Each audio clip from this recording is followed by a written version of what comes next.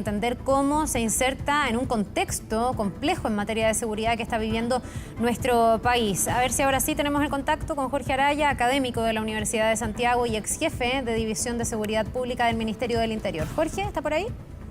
Hola, buenos días, Carla. ¿Me escucha? Jorge, sí, ahí perfecto. Muy buenos días. Gracias por estar con nosotros aquí en la mañana informativa. Bienvenido. Hola, buenos días. Ya, a ver, Jorge, bueno, estamos bien pendientes de todo lo que está ocurriendo en Rancagua. No tenemos toda la información, pero hoy día la noticia es que este empresario logró ser liberado, al parecer después de una negociación. Usted que fue jefe de la División de Seguridad Pública del Ministerio del Interior, no sé en ese momento cuánto le tocaba lidiar con este tipo de delitos, con los secuestros, que no son inéditos, no es algo que nunca haya ocurrido, pero que efectivamente han ido en aumento en los últimos años. Es una cosa bien sorprendente porque la verdad que estuve por muchos años en el Ministerio del Interior, desde el año 2000 en adelante. Llegué a ser director de Seguridad Pública en los años 2009, 2010, y en ese tiempo no se hablaba en Chile de secuestro. Si había algún dato, algún hecho puntual, normalmente tenía que ver con estas disputas de bandas de narcotraficantes que producto de alguna rencilla, secuestraban a un miembro de la otra banda y pedían rescate o pedían la restitución, qué sé yo, de la droga que había sido sustraída. Entonces, eran casos muy extraños, muy puntuales y normalmente se daban al interior del mundo delictual. Pero secuestros como estos, secuestros de extorsión, que son ya de crimen organizado, no existían en Chile, en general no se veían en Chile, y es terrible la noticia de que nos estemos enterando de que esto se instaló en Chile, como se instaló el crimen organizado, y ellos han traído este tipo de modalidades delictuales que son altamente delicadas, porque están atentando contra la vida de una persona, están amenazando a toda una familia, a todo un país, están extorsionando, y en este caso, al parecer, logrando sus propósitos hasta ahora. Ya, es un delito súper vil porque en el fondo yo me imagino, y aquí se ha dicho que hay un pago de un rescate, una familia. A ver, la víctima que se busca generalmente son víctimas o personas que se presume van a poder pagar una suma de dinero cuantiosa. Entonces, cuando la familia está enfrentada a esa decisión, muy probablemente va a terminar pagando para la liberación, porque de lo contrario esto puede terminar con un desenlace fatal. Y yo me pregunto si desde ese punto de vista no es como un delito demasiado difícil de perseguir, porque podría quedar en la impunidad. Aquí no sabemos de los captores, no sabemos si esto se maneja desde afuera. El riesgo que corren los delincuentes puede ser alto al momento de secuestrar, pero después la llave de chantaje que usan es bastante productiva, digamos. Generalmente se logran los pagos. Sí, yo creo que la esperanza en Chile hay una diferencia, porque una cosa que yo he dicho en otras instancias, que normalmente el crimen organizado requiere de un nivel de corrupción en la sociedad. Normalmente el crimen organizado puede operar, y ese es el peligro, que penetra a las instituciones policiales, a la fiscalía, para corromper y con eso tener medidas de protección. Creo que en Chile, en términos de corrupción, estamos bastante mejor que otros países, en términos de que la corrupción en Chile es bastante más baja, no es una cosa generalizada o bastante frecuente como ocurre en otros países. Entonces, eso da mayor confianza que la gente que le han secuestrado a un familiar, primero que nada, denuncie y efectivamente recurra a la policía. En otros países, la verdad que tienen miedo o pueden llegar a tener miedo de recurrir a la policía. En Chile sigue existiendo esa confianza, entonces el caso es conocido por la policía, lo que permite iniciar las indagaciones, las investigaciones desde el primer momento. Yo creo que aquí el consejo general que pudo haberle dado a la policía es, bueno, que se efectúe el pago y nosotros vamos a tratar de pesquisar, de hacer un seguimiento, digamos, a los que recojan esta suma o a quienes, digamos, en la cuenta en la cual se haga el depósito. Pero vamos a ver, parece ser un caso bastante sofisticado en este caso. Pareciera ser que los 3 detenidos inicialmente efectivamente eran mandatados o subcontratados para cometer el delito. Y si así, quiere decir que estamos frente a una banda de crimen organizado muy sofisticada, con muchos recursos, y puede ser más difícil la investigación en este caso puntual. Claro, y lo que uno teme es que esto en el fondo termine siendo exitoso para los delincuentes, Jorge. Porque si así, aquí se pagó esta plata y después no se logra dar con los captores y terminamos con 3 personas o hasta 4, porque el subsecretario dice que hay otra persona involucrada, que terminan no estando relacionadas directamente con el secuestro y que tienen una condena, esperemos, al menos por el robo, uno dice, bueno, a quien ideó esto le estaría resultando el delito, no puede haber ahí un incentivo para que esto se siga llevando adelante y se convierta en algo más frecuente aún. Exactamente, ese es el peligro. Por eso los gobiernos en general, si tú ves en el mundo, los gobiernos tienen la política de no ceder frente a chantaje, extorsiones que exigen un pago.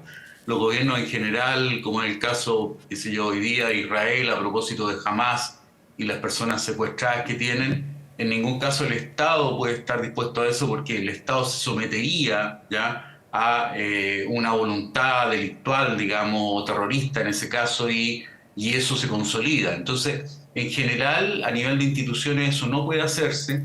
Y es lamentable, pero a nivel de familia nadie podría, ni yo me atrevería a condenar la actitud de la familia de realizar el pago, porque frente a esas circunstancias, ciertamente el mal menor frente a la vida, cuando está en la balanza la vida de una persona, el mal menor es realizar el pago efectivamente para recuperar sano y salvo a la persona. Y esto, bueno, lamentable si es que da resultado, pero yo tengo la esperanza de que las investigaciones policiales ahora, a pesar de que tienen estas personas que serían subcontratadas y que el caso parece ser más sofisticado, tengo la esperanza de que efectivamente puedan pillar a los responsables y si así no habría impunidad y se podría dar una señal súper clara de que en Chile las instituciones funcionan y por lo tanto inhibir la ocurrencia de nuevos hechos de este tipo. Ya, ¿y hay herramientas en Chile, preparación en Chile para poder tener ese resultado? Porque también alguien podría decir, mira, son delitos relativamente nuevos o no tan frecuentes, no hay tanta expertise, no se sabe muy bien cómo perseguirlos. Aquí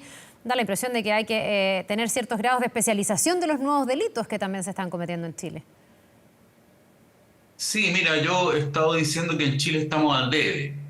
Chile estaba preparado en su sistema de justicia criminal, policía, fiscalías, tribunales, para un país de una delincuencia tradicional, tranquila, que eran los típicos delitos contra la propiedad. En Chile se robaba, había mucho robo, hurto, robo por sorpresa, robo con intimidación, pero en términos de homicidio, delitos más graves como estos no existían en Chile. Entonces Chile se quedó un poco atrás en la inversión que ha hecho el país en materia de seguridad y justicia.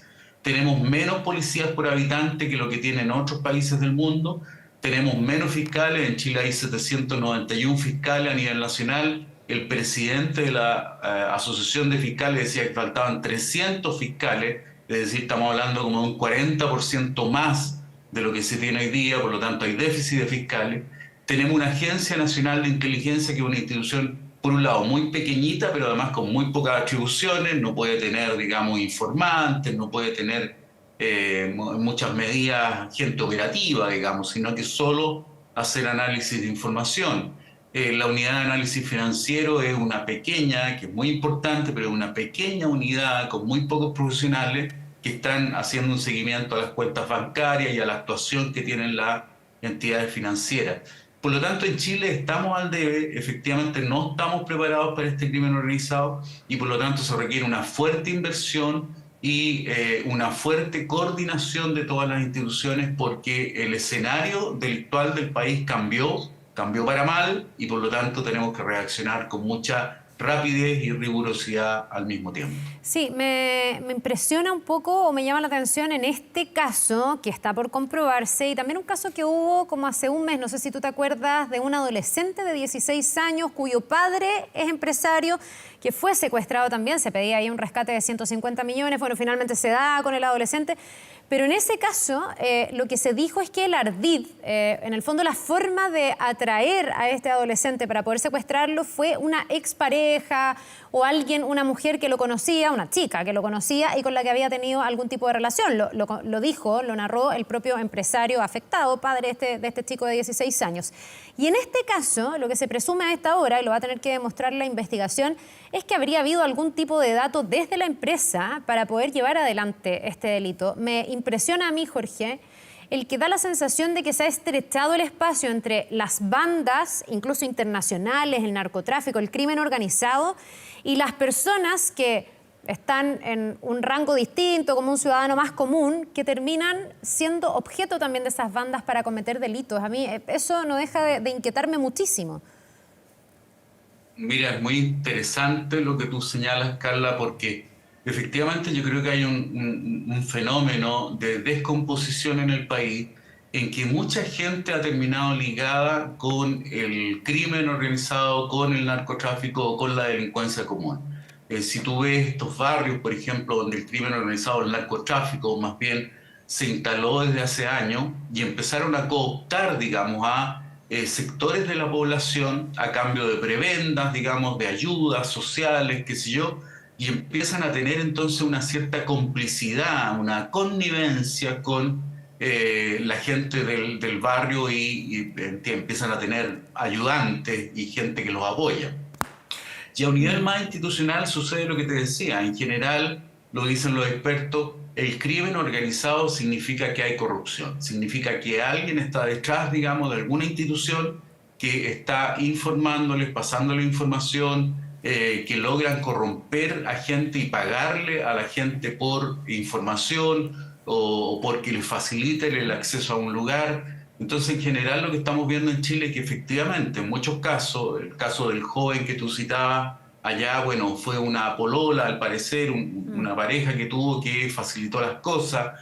En este caso se hablaba, en el caso que estamos comentando, Rancagua, de que antes llegó una persona ahí como a pedir trabajo y un poco explorando el lugar, y se dice además que en el auto donde iban huyendo estos sujetos que fueron aprendidos, habían además los documentos de la señora del empresario, digamos. Entonces, todo parece indicar que fue un hecho muy planificado, muy ejecutado, con mucha rigurosidad, pero además con la capacidad del crimen organizado de subcontratar, digamos. Entonces, subcontratan a estos tipos que realizan el secuestro, pero después tú atrapas a los tipos y resulta que ellos no tienen a lo mejor el conocimiento real de dónde está el sujeto, de quién está detrás de esto, y por lo tanto se hace muy difícil la investigación, la pesquisa. Pero como digo, Chile está al debe, Chile tiene que invertir mucho más, estamos en un desafío urgente y ahí tiene que haber, ojalá, políticas de Estado, un acuerdo transversal, que nadie se le ocurra decir que esto es culpa de un gobierno puntual, porque por favor estos casos más graves vienen ocurriendo en Chile desde hace algunos años y es un problema transversal del país en que todos los sectores políticos deben apoyar para buscar soluciones. No, porque si eso no pasa, no lo vamos a atajar a tiempo, que eso es lo que uno teme. Jorge Araya, académico de la Universidad de Santiago y ex jefe de la División de Seguridad Pública del Ministerio del Interior, muchas gracias por conversar con nosotros hoy día. Que te vaya muy bien. Un gusto, Carla, que esté muy bien. Nos vemos.